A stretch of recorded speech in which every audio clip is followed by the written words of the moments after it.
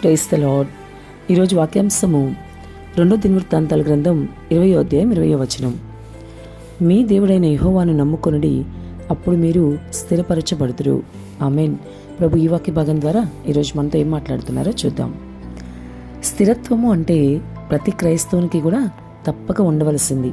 ఎందుకంటే మనసు స్థిరం లేని ఏ క్రైస్తవుడు కూడా దేవునిలో మరణం వరకు నమ్మకంగా సాగలేరు. కాబట్టి ప్రతి క్రైస్తవుడు స్థిరత్వం కలిగి ఉండాలి. అంతేకాకుండా మన ఆత్మీయ జీవితంలో కూడా మనం స్థిరత్వం కలిగి ఉండాలి. ఇంకా ప్రభువుని నమ్మే విషయంలో కూడా మనం స్థిరంగా సాగగలగాలి. విశ్వాసం విషయంలో మనం స్థిరత్వం కావాలి. మనకి స్థిరమైన భక్తి జీవితం చేస్తేనే ప్రభువుకు మనం చేరుతాము ప్రభువుని అన్న అవగాహన కలిగి మనం జీవించాలి. ఏది ఏమైనా ఒక క్రైస్తవుడికి స్థిరమైన భక్తి జీవితం అనేది ఉండాలని వాక్యం సెలవిస్తూ ఉంది. మరి సహోదరుడా, ఈరోజు మరి నీ జీవితం ఎలా ఉంది? నీవు ప్రభువులో స్థిరమైన భక్తి జీవితాన్ని చేస్తున్నావా? నీ మనసు ఆయనలో స్థిరంగానే ఉందా? మరణం వరకు నీవు ప్రభువుకి నమ్మకంగా ఉండగలవా? నీ స్థిరమైన ఆత్మీయ స్థితిలో మరి నిన్ను పరలోకానికి చేరుస్తుంది అని నువ్వు గమనిస్తున్నావా? స్థిరమైన ఆత్మీయ జీవితం మాత్రమే నేను నీ ప్రభువులో ముందు కొనసాగడానికి, పరలోకం చేర్చడానికి ఉపయోగపడుతుంది. మరి ఒక్కసారి ఈరోజు నువ్వు పరిశీలన చేసుకో. లేఖనాల్లో గమనిస్తే శత్రువుల భయంతో ఉన్న దేవుని ప్రజలను యెహోషాపాతు ధైర్యపరుస్తూ ఈ మాట పలికాడు.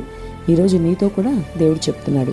అలనాడు ఇశ్రాయేలీలతోనే కాదు కానీ ఈరోజు నీతో కూడా ఆయన చెప్తున్న మాట, నీవు నీ దేవుని నమ్ముకుంటే నీ భక్తి జీవితంలో దిట్టమైన గోడకు కట్టుబడిన మేకువలే స్థిరంగా ఉండగలుగుతావు. కాబట్టి ఇప్పటివరకు నీవు ఎటువంటి పరిస్థితిలో ఉన్నా ఇకనైనా నీలో మార్పు తెచ్చుకో. నీ దేవుడిని యెహోవాను నమ్ముకుంటే అప్పుడు మీరు స్థిరపరచబడతారు అని ఎంతో వివరంగా వాక్యం సెలవిస్తూ ఉంది. కాబట్టి లేఖనాల్లో చెప్పినట్లుగా నీవు ఈ రోజు నుంచి మరి ప్రభువుని నమ్మడం, అంతేకాదు ఒక స్థిరమైన భక్తి జీవితం కలిగి నీ ఆత్మీయ జీవితంలో ముందుకు సాగగలగాలి. మరి నీవు నీ దేవునిలో స్థిరంగా సాగితే నీకేం జరుగుతుంది? అన్ని విషయాల్లో నీకు విజయం ఇస్తాడు దేవుడు. నీ ప్రతి పనిలో కూడా దేవుడు నీతో ఉంటాడు. నీకు విజయం పొందుకుంటావు. ఆయన నీతో ఉంటే నీకు విజయమే కదా.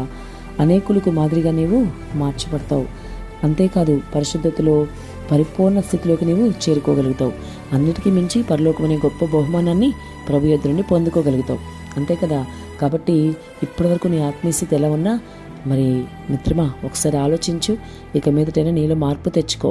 ఇప్పటివరకు నీ స్థిరం లేని బతుకు, స్థిరం లేని జీవితం ఉందేమో ప్రభువులు, కానీ ఇక మీదట స్థిరంగా ఆత్మీయ స్థితిలో స్థిరంగా బలంగా సాగు. ప్రభు నీకు తప్పకుండా సహాయం చేస్తారు. నీకు ఒక పరిపూర్ణత ఆయన ఇస్తారు.